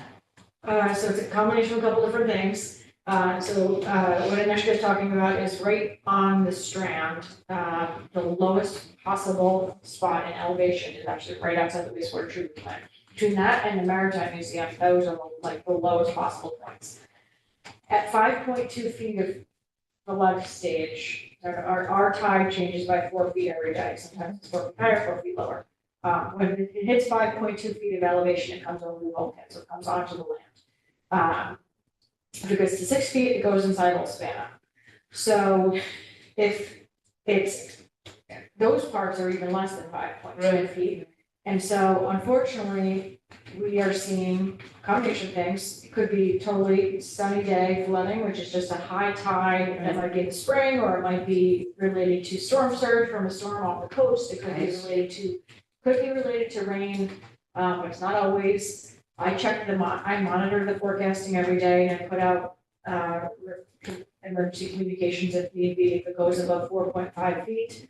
And I communicate with all of the businesses along the waterfront and we take action as needed. But the reality is we leave the barricades up by the treatment plant and they're not all the time. So we are raising that road. We're physically raising it about 2 feet. Wow. That's the leaving the waterfront raise grant is. We're actually raising. I see. We got like $20 million to raise it. But until then, the road is sometimes passable and sometimes not, which is a terrible way to operate a community, but it's what we've got so far. I think it could be also, it's the tidal range changes every day. Right. So sometimes it might be even higher than another I see, time. I see. Yeah. I have a question. Yeah. The corner, further down at Beale Street, sort of right, I don't know what the road is. There's a Fort Creek and Ivy go to Rosendale. You can cross the bridge and go, towards where I live. Yep. That corner often floods, but I don't know if it's Kingston or if it's Ulster. Is that Ulster? That's not the city of Kingston. That's Just curious. That no, also we should floods a not, lot. we should just close our eyes and close our ears. That is the lowest spot on 213. Yeah, I very frequently have to go around. Yeah, this is like if you're heading to Eddyville, where the water is, That's. by where the water faucet thing is. I often have to stop and help turtles. They just put up turtle crossing signs. Sometimes there's nothing turtles with them. And I have heard nothing about the North Street demos and access. I'm waiting on the state to get back to me on that. So, new business, consolidated funding application grants, letters of support. Every year, the city and people all over the state apply for grants, which are under the formal administration were consolidated to all be due at the same time. The same mechanism of submitting them, which is great if you think that that's a good idea, and terrible if you think that having time off in the summer is important. They're due July 31st. This year, the city of Kingston, and now I'm referencing the packet that was in the middle somewhere of all the different lists, I also circulated it. At the time when we put this together, because we have to get approval from the common council, our intent was to submit 9 grants. Some of that has changed and some of them have already been submitted because they were doing under different timelines. So the New York Swims grants were already submitted, so that is irrelevant at this point. And we have dropped out of submitting the Rondo Gardens Community Park grant because of eligibility. We are still moving forward with submitting the citywide parking study, the Rondo Lighthouse Foundation Engineering and Design, skate park. This will be the 3rd time we submit for the skate park. We have been not successful the first 2 times. We are submitting the sidewalk improvement plan, the LWRP, and then there's others, like cinematography, the submitting grant, we already did swims, and we are submitting for collaboration Foxhole. So, the way that this works is that usually we as a city think about who would help us make this application stronger. Let's request a letter of support. That has, in this case, applied to this commission.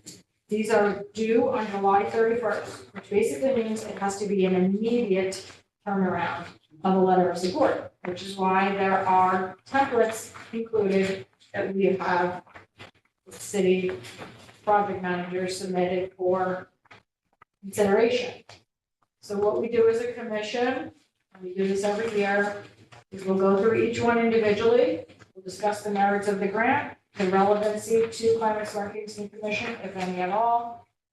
Think about what we would include if you were supporting it, and vote yay or nay on whether to support it. If the vote is yay, then somebody would volunteer, and I'm presuming it would land to me, but if it could not land to me, that would be super. I'm actually writing some grants. Anyway, that we would fill in the blanks and then submit them back to the grants department, ideally by Monday, so that when we submit the grants, we're not submitting on the last day. So, any questions on what we're going to be doing now? We're looking at all of them. Nope, we're just looking at the 4 that are that are attached to the back of your project. However, I will say, there are, so the 4 that are attached were the ones that, as a grants office, they thought that would be relevant for climate smart.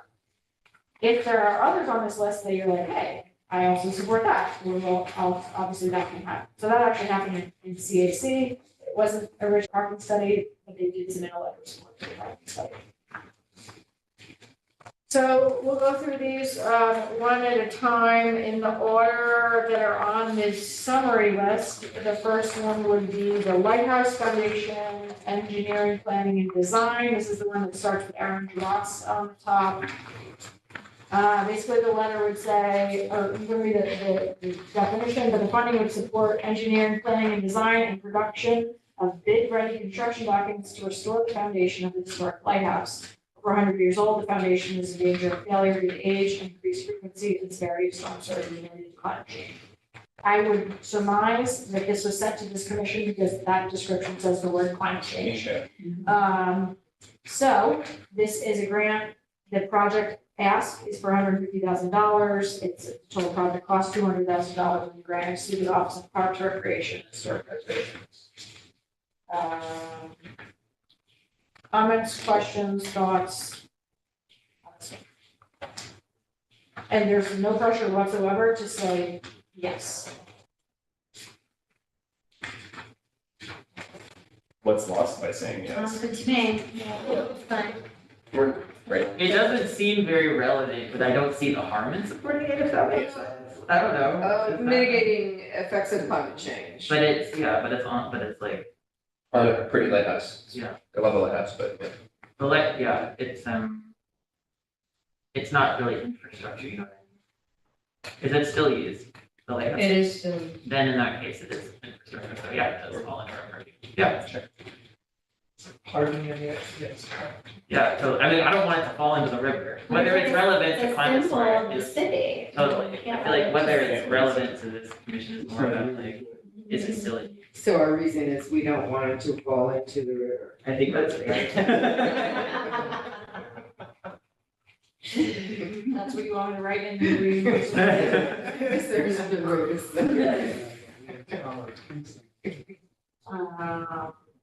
Okay. Something about preservation of The community. an asset. If it's used for navigation It's a still, then way, it that's what I should was just be. gonna say, it's a yeah. working one. It's not, Yeah. right? Well, that's what I Yes, meant. it is still used for navigation. Yeah, if it's still used for navigation, then It's I still think. used for navigation and tours are still operating there. Oh, Yeah. then Yeah. it's a no-brainer. Yes. Tours and public stuff. Okay, so is there a motion on this one? Motion to submit it? Okay, Second. second by Karen, any discussion? All in favor? Anyone opposed or abstaining? Yes. Okay, the next one is the next one. I noticed that here it doesn't say that it's in use. So we That's want the to, 11% in use, the light goes on every single night, and it's solar powered. cool, so I can make that. that can Cool be is a thing that? that we add. I will add that. I didn't even know that. Yep. That's so neat. It came automated in 1955. It's actually the third Kingston lighthouse. The second one, we can still see the platform further in, and the other one can't find the platform. I can go on forever about it. Okay, so the next one that is being requested from this commission is the sidewalk improvement plan. That seems Yes. straightforward. Yeah. Okay, so that's the asking me to describe it. Is there any reason why we want to say yes? Yeah, I mean, encouraging people to get around by foot is Yeah. super Or important. safe pedestrian infrastructure. And it's also an important accessibility thing, not that that's climate per se, but Oh, yeah, It it's so is. scary, like right where I live, the sidewalks are terrible. There are a number of people that take the bus every single day, and they're all elderly and right. don't like have disabilities, and they're just like walking up and down Spring Street, and the cars come up so fast on the hill. and I'm like, oh. Okay, any other notes you want me to make for this? Should it be adopted? Yes. Yes. I need a motion. Cal, can I get a second? Second. Kevin, discussion, all in favor? Aye. Excellent. The next one is the local water revitalization plan. I'm actually writing this grant. This is to update our LWRP, which was done in 1992. This is what basically sets goals and programs and plans and whatever for our waterfront. This would be updating that plan to make it more relevant and to take resiliency and climate change and sea level rise into consideration. Can we, is it possible to sneak the Esopus waterfront in this, or is this just? Yeah, it is also going to be the Esopus. So cool. Yep. Well, I haven't remembered that. Actually, I think we did the same thing on the other one.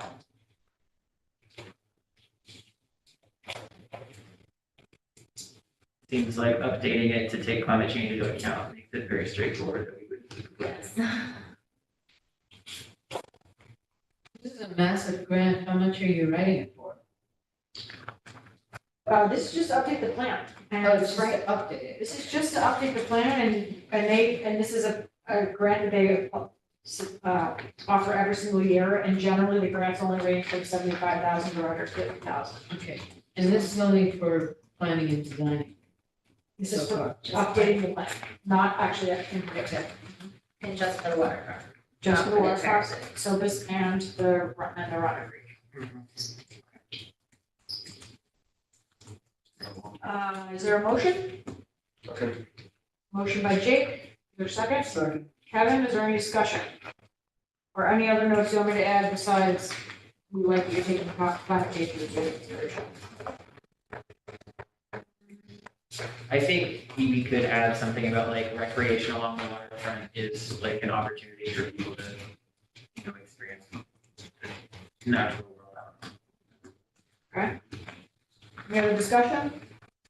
All in favor? Low carbon recreation. Anyone opposed or abstaining? Alright. The last one that's being requested from this commission is Flatbush and Foxhall. It's on the last page. Flatbush and Foxhall, we already have lots of funding from other projects. It's already happening. Design work is still underway. This is to supplement that funding by managing the stormwater as part of that project. Yep. So this would be removing or treating, capturing 100,000 cubic feet of stormwater runoff annually. Just so you know, the big picture of the project itself is redoing both roads, sidewalks on both roads, closing the intersection at. Yeah. I'm laughing. Closing the intersection at Cornell Street. And closing off at Elmendorf so that you can't get out at one end. That's gonna be popular. But that's not what this grant is about. This is about managing stormwater and adding bioswales, street trees, and other green infrastructure to manage the stormwater in the project itself. So this is just the like It's just the green stuff. green Yes. stuff. Okay. This is just green stuff. All the other gray stuff has already been funded. Okay, this is making sure that it is absorbed. Yes, Cool. That sounds great. super cool. And it'll probably be good for the heat of the neighborhood. And thanks, well, is there a motion on this one? Motion to. Okay, second? Second. Okay, any discussion? All in favor? Anyone opposed or abstaining? Anyone want to write? I do. You want to write it? You got like 90% done. They're not even done. You can get them to me by Monday? Hello, that is the best news I've heard. Yeah. Okay, so, they should be already in your inbox. Yes, you have them already? In your email? Super duper. Oh, are there any others on here that you would want to look at supporting, including the parking study, the skate park? I maintain that the skate park is a climate smart form of recreation, but I'm not going to put it on that. I think the parking study is definitely in line with what climate smart communities would be looking for. Just because parking is often like a major impediment to altering like road infrastructure and whatever alternate forms of transport. So. And biking from work, I get to biking in parking spots every day, multiple times. So a parking study would presumably know that these parking spots are not being used, which might maybe mean that there's bike in there or something. So. Other thoughts or a motion? Sure. I'll make a motion. Kevin? Jake is second. Second. Discussion on this one? All in favor of supporting the road parking study? Anyone opposed or abstaining? You're gonna write this one too? I'll send you the template. Sorry. All right. Sweet. Great. I will keep you all posted on how we do. Find out about those in December. Then we're moving on from new business to announcements, communication, events, and updates. Anything from Ulster County Climate Smart Committee? Well, the main thing that's coming up is next week is the Ulster County Fair, and there's going to be a climate row, which we also had the last couple of years, and it's an opportunity to table about climate action, and anybody's interested or available to volunteer. Tuesday, the shifts are like pretty much all day till like 10 o'clock at night. All day, every day, from Tuesday to Sunday. And there's a link to fill out if you're interested, and then you'll be emailed the schedule so you can put down where, when you're able to do it. But Manager Green, who's the chair of the Ulster County Climate Smart Committee and an Ulster County legislator, formerly environmental director of Clearwater, is organizing this effort. Last year, Melissa Ayacheva really did a lot of the heavy lifting in Mayor from the Climate Smart Garden. Melissa and I are both going to table. I think you're going to table one shift, maybe. Did you say that? I don't know. But in any case, we're not doing the organizing Anna is, so we're really encouraging people if you are able to. And then the other things going on that I was supposed to mention, Julie and Brad, that Manna said have been giving such great feedback on the renewable energy implementation plan. It's really appreciated, and if anybody else has draft feedback or is interested in reviewing it, I think she would welcome that input. There's also going to be a meeting organized by Europa McGovern, who works for the county and the environmental agency for the county. I don't remember what her title is yet. Thank you. She's going to be organizing a meeting that she's done the last few years next month for EMC Climate Smart members in Ulster County. So the date I think hasn't been finalized yet, but August 28th. Okay, there you go. We got a date. Which we need to talk about because that's also when Climate Smart. Okay, so perfect segue. I just want to say one more thing about the climate road for the Ulster County Fair. If you go and volunteer for like a 4-hour slot or whatever, you get like parking and a day pass for the fair. Nice. Oh, cool. Thank you for helping That was a me good solve this, Anthony. I think that's it. Okay. This is not on the agenda, but just, I wasn't sure if people are following this, and so just wanted to raise it.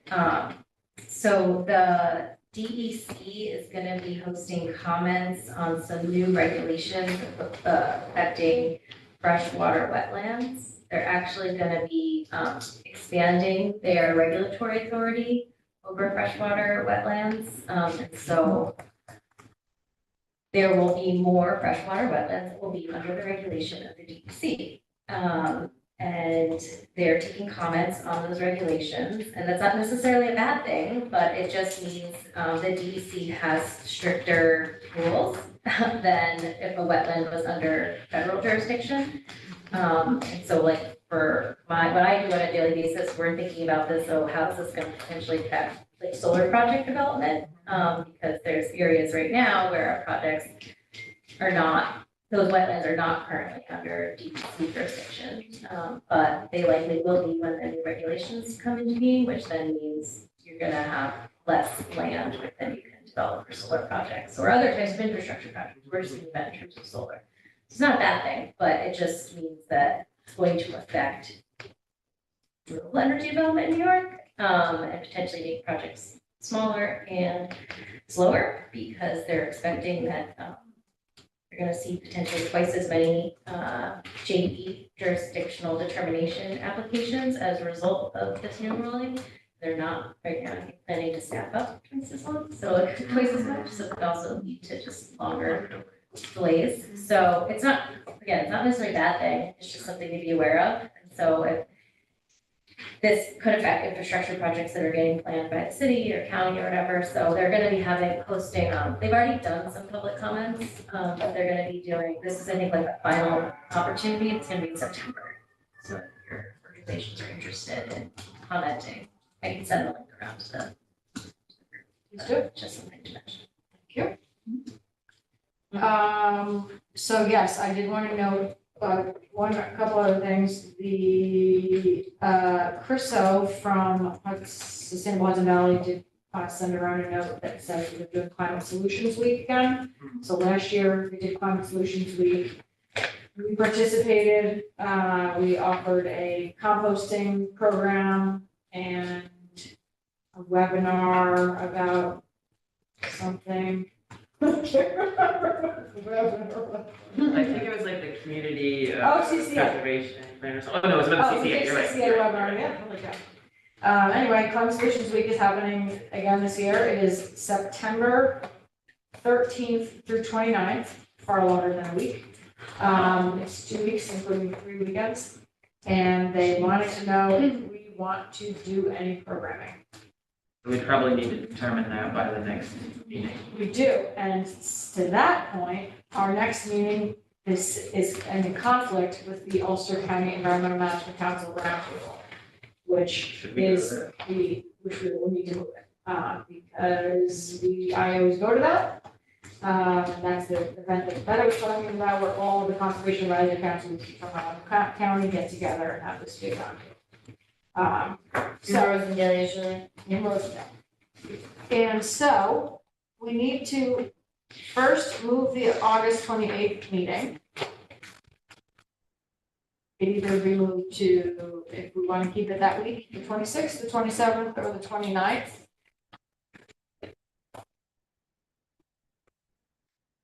I could do any of this. That week is not good for me. You wouldn't be there on Wednesday either. What we coming at our next? We could also cancel that one. It's an option. I'd be happy to cancel it. It's kind of a tough time, with, like, end of August, school start, Labor Day. Here on the list. Melissa, what's your vote? That week, those days work for me. I'm just pet sitting, but I'll be in a location, so I'll have the address in advance. Okay. So she would be in person. Yeah. Should be remote. Yep. I can do any day that week. If we aren't going to meet in August, then we need to figure out another way of determining what we want to propose for climate solutions. Right. We'd have to do it outside of the meeting. Okay, so what do other people think about that moving the meeting versus cancel? Fine with me any day that week. So would we have a quorum? If I can go, you can go, you can go. Kevin?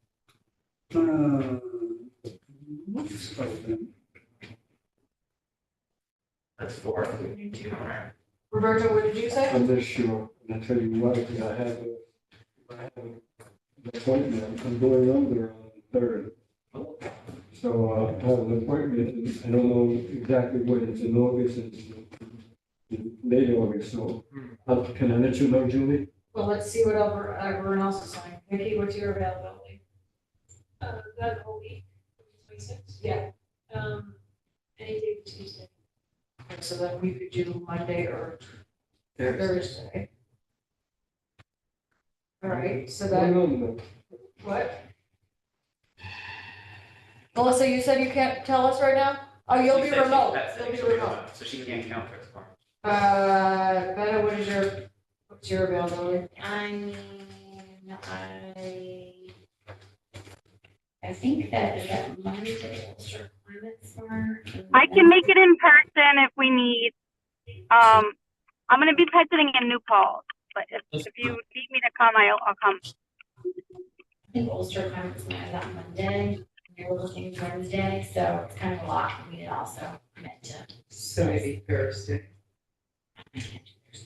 You can't do Thursday. Yeah, but it sounds like Bella's saying she can't do that week. generally. But if Melissa can, Yeah. I think we have 6. We have Cal, Karen, Dan, Kevin, Ricky, also. 6 out of 11. It's a tight one.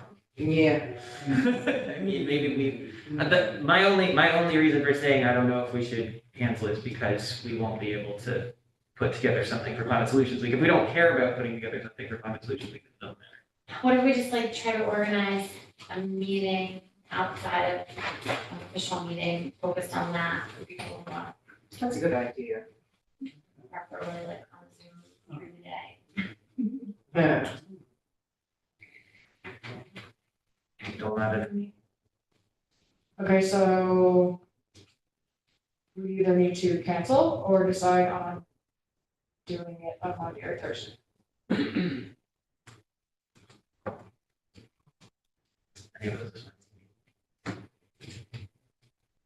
It's gonna be like we're a person short. I mean, we've had a few of those. Yeah. Were you free You on guys the decide, 26th or and the then 29th? If we when were you to decide on those a date, and then I'll find out, Of August. then I'll call you. the Monday or the Thursday, instead of What was that, Lisa? I would be free, but on Monday or the Thursday. I don't give a vote. Oh, you're not voting? Oh, I forgot. It's not voting. You're it's so not- important. You have a lot of good ideas. What's your availability? Oh, I think I'm always available.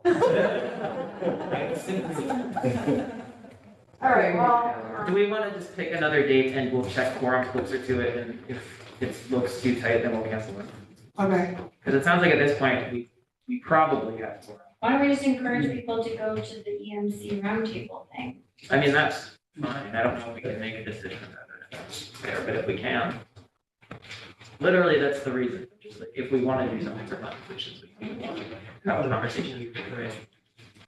If it doesn't matter, then we're trying What did we say, the 23rd? Like Julie circulated maybe a doodle that for people who want We to could talk about the climate solutions week.